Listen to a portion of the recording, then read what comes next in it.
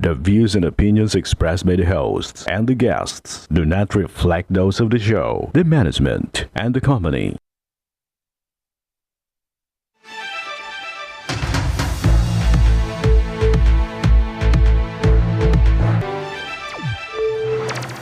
Magandang hapon sa ating mga masugid na taga-subaybay. Live na po tayo ngayong araw ng Biyernes.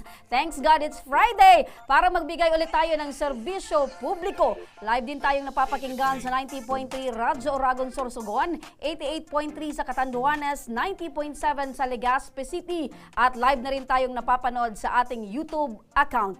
Umpisa na natin mga kaaksyon ang serbisyo publiko. Marso nitong taon nang humingi ng tulong sa ating programa ang ina ng 10 taong gulang na bata na paulit-ulit umanong hinalay ng kanyang ama. Ang ating programa ora mismong tinugunan ang kanilang problema na nagresulta sa pagkakadakip ng sospek. Subalit makalipas lang ang isang araw ay natagpuan itong walang buhay sa loob ng kanyang selda. Ang buong kwento, panoorin po natin ito.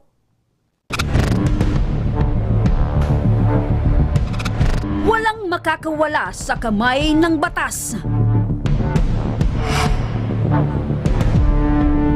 Matapos ang mahabang panahong pagtatago, ito ang katotohanang sumampal sa sospek na paulit-ulit umanong gumahasa sa sarili nitong anak. Anak niya po. Di po ako makapaniwala na ganyan pang ginagawa niya sa anak niya po. May napapansin ako talaga sa kanya na parang kinakabahan ako. Iba yung nararamdaman ko sa kanya. Baka mamaya nga ako, tulad nung nangyayari sa ibang tao, pati pamilya ko ako, imasakit nito eh. It's not only here, it's not only at Pampanga. We're all over the Philippines. Basta andyan yung warrant nila, you will have your time. Matatandaang nito lamang Marso ngayong taon, isang concerned citizen ang nagpadala ng video kung saan makikita na kahit tirik na tirik ang araw, sa isang bakanteng lote ay may isang bata na walang awang hinahalay ng sarili umano nitong ama. So matamla yung bata? Matamla po, opo. Di po sa akin sinabi kong ilang beses na po. Kasi daw po pag minsan po tinatanong ko po siya may ginagawa yung tatay niya, sabi niya po wala po. Wala po. Tinatanong ko po yung bata bakit po nagsinungaling. Kasi ginawa ng tatay niya po. Ang sabi daw po, papatayin daw po siya pag nagsumbong po sa akin. Agad tayong nakipag-ugnayan sa tanggapan ng City Social Welfare and Development Office ng Legazpi City. Agad naman silang nagtungo dito partner sa ating programa para sunduin ang mag-ina kasama ang mga tauhan ng Philippine National Police para formal lang makapagsampa ng kaso ang mag-ina. Sinubaybayan natin ang kwentong ito at tinulungan ng mag-ina hanggang sa formal na silang nakapaghain ng kaso laban sa sospek. At para sa kanilang kaligtasan ay nanatili na sila sa kustudiya at proteksyon ng isang ahensya ng gobyerno. Halos 6 na buwan makalipas ng maisampa ang kaso, isang asset mula sa Pampanga ang nagsuplong sa kinaroroonan ng sospek.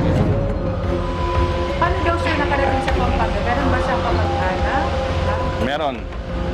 Meron siyang kapatid doon sa Dao. Which is nakilala ko naman yung kapatid niya. Ngayon, nung doon siya, nagpunta sa akin yan. Nag-iinala na ako. Sa kanyang awa ay siya pa raw mismo ang kumupkop sa sospek. May bahay ako. Tapos may isang tubo na rin. Bahay din na doon sa kalsada. Doon ibo. Sa pag-amin ng sospek, hindi na raw mapakali si alias Ben at nakaramdam na rin siya ng pangamba para sa kanyang pamilya. Pag natutulog nga kami, kung todo lock yung pinto namin. Hindi ako mapalagay, siyempre, pati mga apo ko doon. Baka mamaya ako pag wala na ako Anak nga niya, ginawa niya ng ganyan. Tapos yung mga hindi pa niya kamag-anak. Kaya nga pinahuli ko Ewan ko, ba't nagagawa ng ibang magulang yung ganyan? Parang ayaw kong isipin Anak mo yan Maya-maya pa ay inilabas na rin sa sasakyan ang nakaposas na sospek. Sa puntong ito, ipinasok na siya sa loob ng kulungan. Hindi ko naman magkaroon din ata para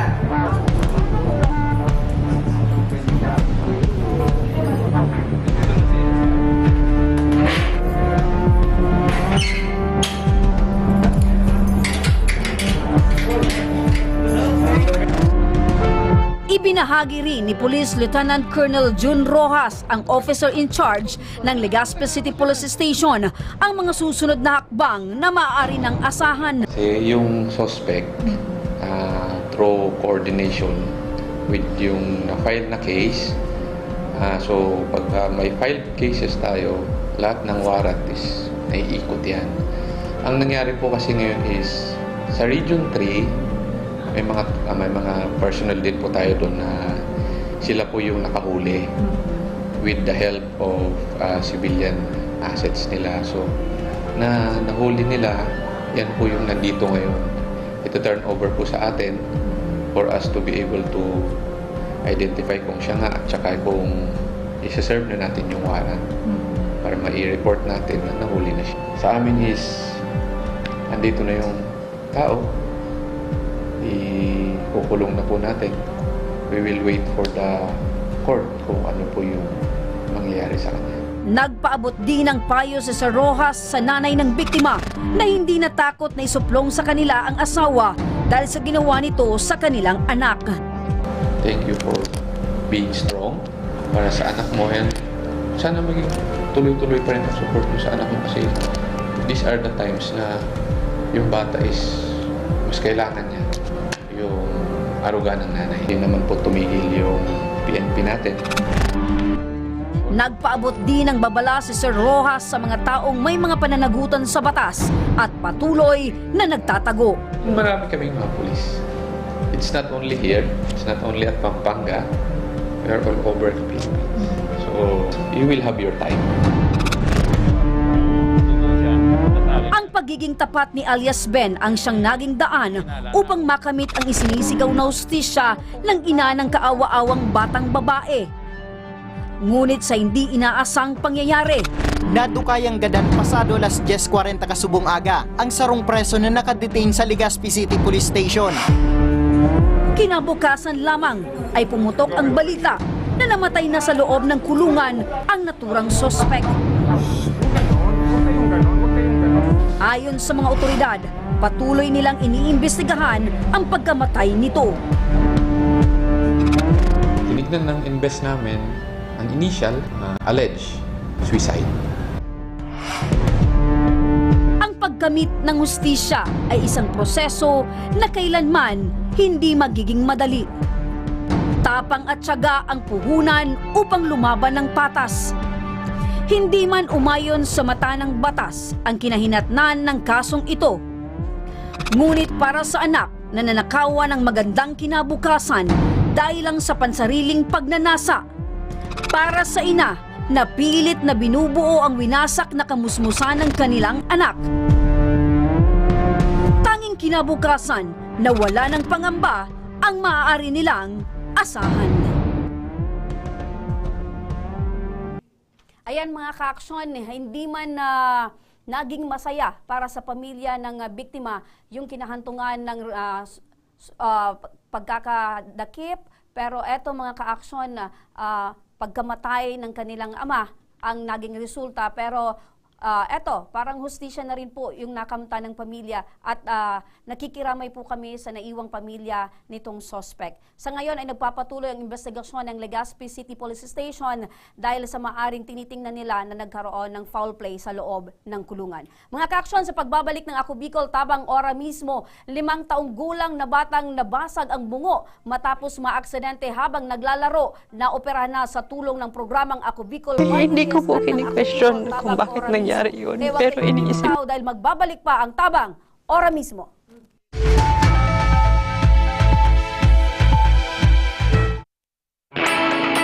Naghahanap ka ba ng trabaho? Marunong ka bang mag-shoot ng video? Mag-edit? Magaling ka ba sa social media? Willing ka bang matuto? Graduate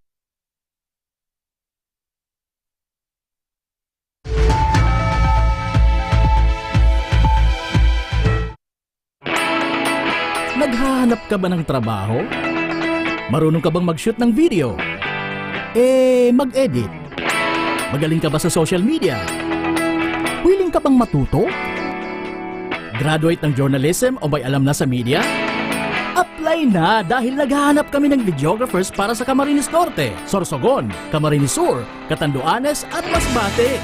Ipadala ang inyong resume sa actioncallcenter@gmail.com at maging pinakabagong miyembro ng aming team. Tara na! Apply na!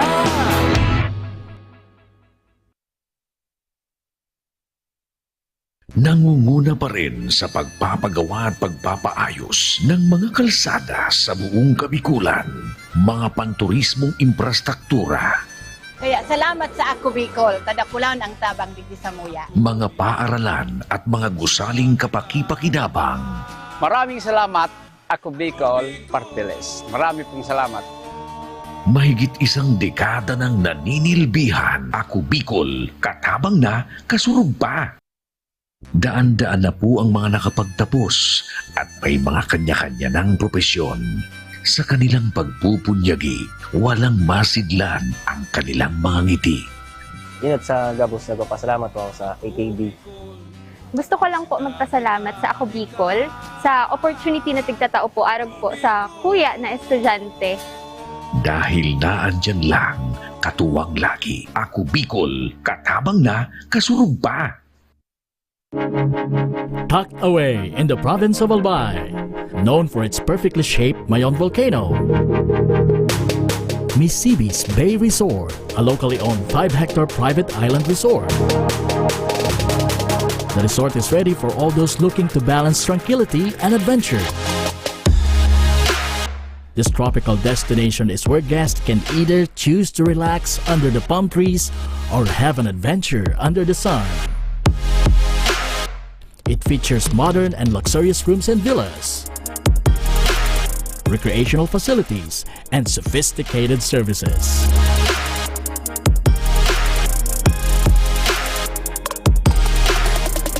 Come and experience Misibis Bay Resort, your tropical island getaway.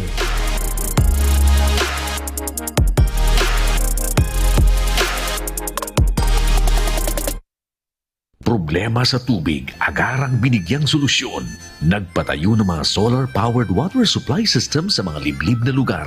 Libre, malinis at maaasahang supply ng tubig 24/7. Nakulaon ang pagpapasalamat niya mo dahil may ikamalilinguan habang kami nabubuhay. Nakulaon nining tabang para sa gabos na tao digdi. Salamat po. Para sa ating mga kababayang nasa laylayan, Ako Bicol, katabang na, kasurug pa. Libo-libo na ang mga nabigyan ng tulong medikal. Bata, matanda, kahit sino man, lahat ng mga may karamdaman, may maaasahan. Nagpapasalamat sa Ako Bicol Party List. Hindi po namin makakalimutan ang tulong na dinala ninyo dito sa aming bayan. Maraming salamat po. Dahil iisa lang ang tunay na nagmamalasakit, Ako Bicol, katabang na, kasurug pa.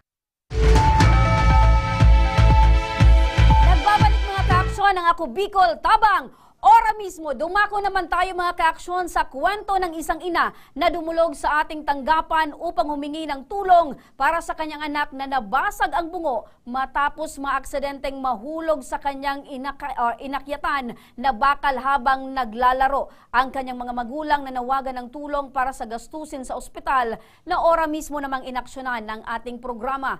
Ang kwento ng ating pagtugon, panoorin po natin ito. Hindi ko po kini-question kung bakit nangyari yun. Pero iniisip ko po, nasa murang edad niya, gano'n na yung naranasan niya. Kung pwede ko lang agawin yung ano niya, yung sitwasyon niya. Sabi ko, aagawin ko na lang sa kanya.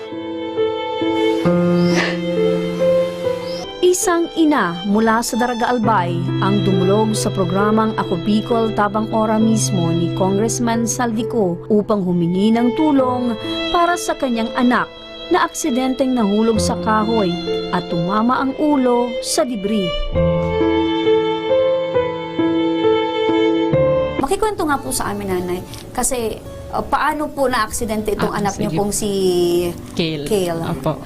Bali naglalaro po kasi sila nung kalaro niya sa labas ng bahay namin. Bali pinapasok ko na nga po sana yun kasi aalis po kami ni papa niya para po magpagiling nung mani kasi meron po kami mga binibentang peanut butter. So buti na lang po hindi pa po kami nakaalis kasi lumabas po ulit siya ng bahay kasama yung Kalaro niya, po.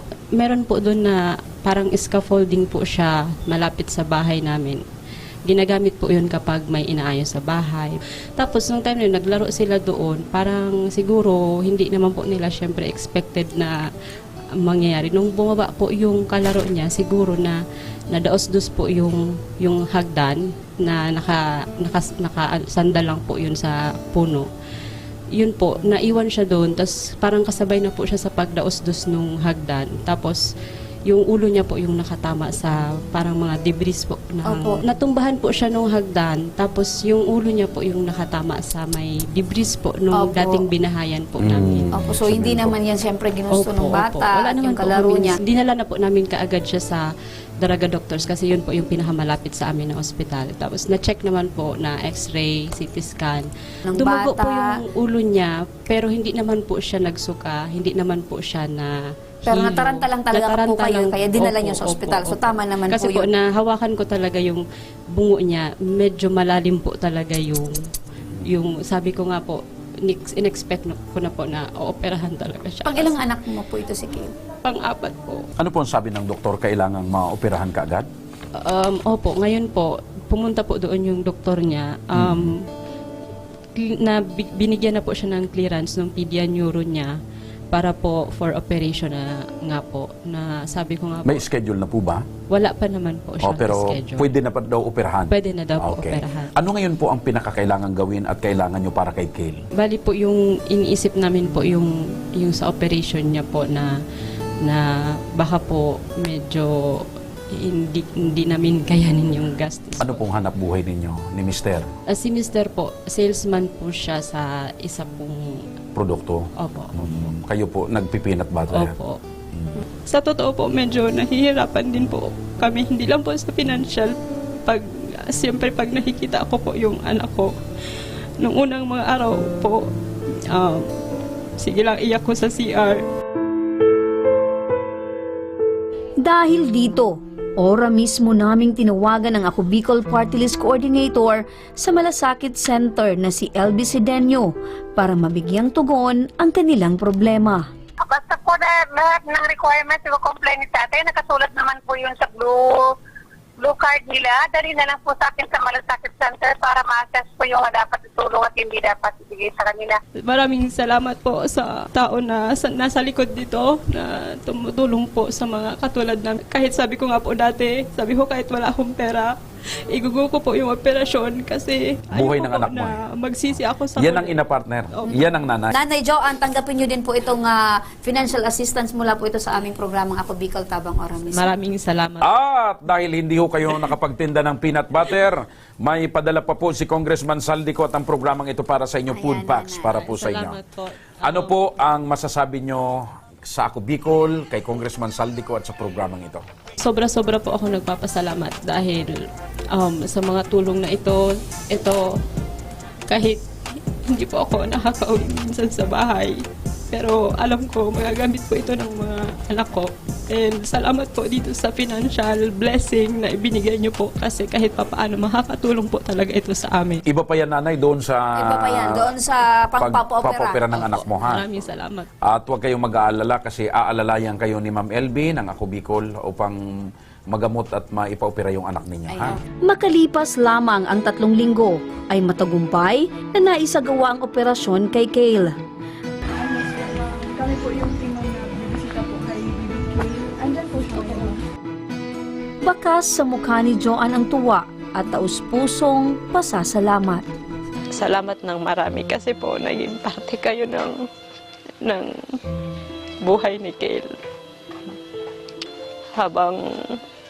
Habang buhay kong tatanawin utang na loob sa inyo, pasasalamat.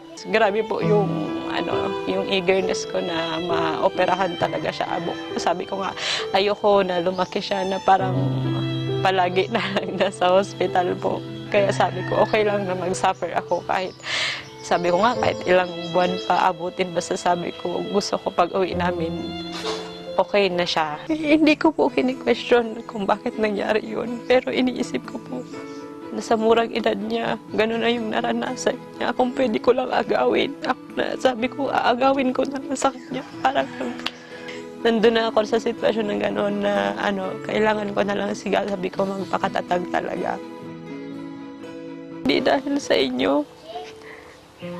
Siguro hindi ko alam kung paano siya maoperahan. Sa tulong po ng AKB, ng Ako Bicol, nadugtungan niyo po yung buhay ng anak ko.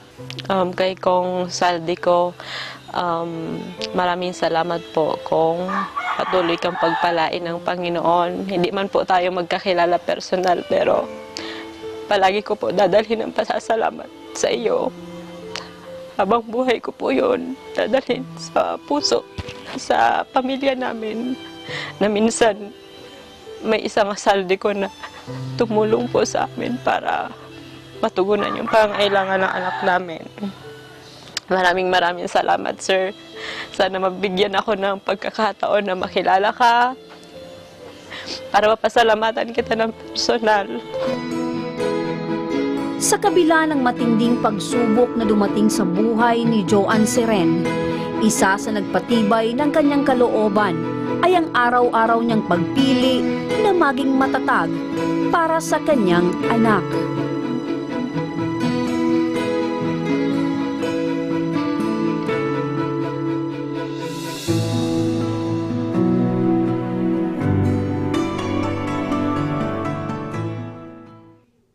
Ayan mga ka-aksyon, yung kalungkutan ni nanay napalitan ng isang malaking kasiyahan dahil sa nangyaring pagtulong ng Ako Bicol Party List at ng Ako Bicol Tabang Ora mismo sa kanyang anak. At hiling niya na one of these days ay makita niya personal at makausap niya si Congressman Saldico. Yan nanay, panalangin din po namin yung tuluyang kagalingan po ng inyong anak.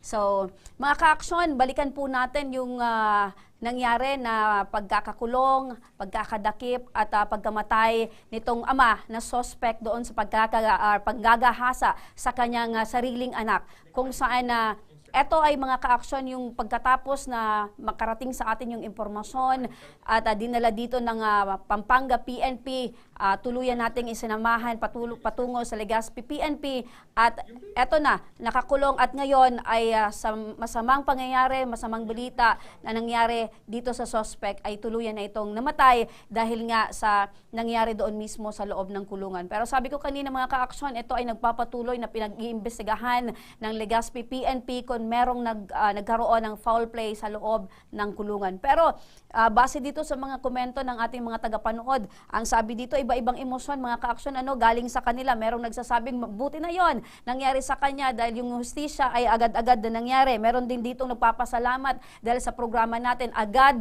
na nadakip etong suspect.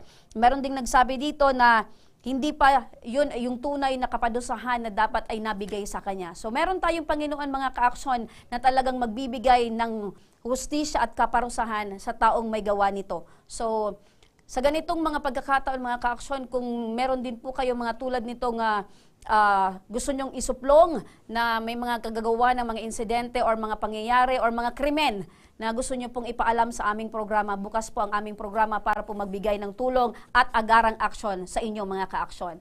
Mga ka-aksyon, sa may mga problemang legal at medikal na nais humingi ng tulong sa ating programa, maaari po kayong magsadya sa aming tanggapan sa ground floor Embarcadero de Legazpi, Victory Village, Legazpi City. Bukas po ang aming tanggapan mula Lunes hanggang Sabado, alas 8 ng umaga hanggang alas 5 ng hapon. Sa mga nasa Metro Manila naman po at kalapit na lugar, maaari po kayong humingi ng tulong sa amin Action Co Center sa North Wing ng Batasang Pambansa. Magpunta lamang po kayo tuwing araw ng Lunes, alas 8 ng umaga hanggang alauna ng tanghali. Maaari din po kayong magpadala ng inyong mensahe sa aming official Facebook page na Ako Bicol Tabang Ora mismo. Kahit ano pong reklamo mga ka-aksyon ay amin pong tinatanggap. Huwag nyo rin pong kalimutan i-follow ang aming mga official social media account. Sa aming Facebook account, Ako Bicol Tabang Ora mismo ni Congressman Saldico. Sa amin naman na YouTube, Ako Bicol Tabang Ora mismo. Meron din po kaming TikTok account at Ako Bicol Tabang Ora mismo. Hanggang sa Lunes, mga kaaksyon, sama-sama nating aksyonan ang mga problemang medikal at legal. Ito po ang programang May Paninindigan, tutugon sa inyong pangangailangan. Ako si Remy Araneta Mindones at ito ang Tabang Ora mismo. Aksyon ko sa mga nangangailangan. Aksyon ko lahat ay dadamayan. Noon at ngayon tayo'y sinamahan. Aksyon ko patuloy na magsisilbi. Aksyon ko sa mga nangangailangan. Aksyon ko lahat ay dadamayan. Noon at ngayon tayo'y sinamahan. Aksyon ko patuloy na magsisilbi. Isang mas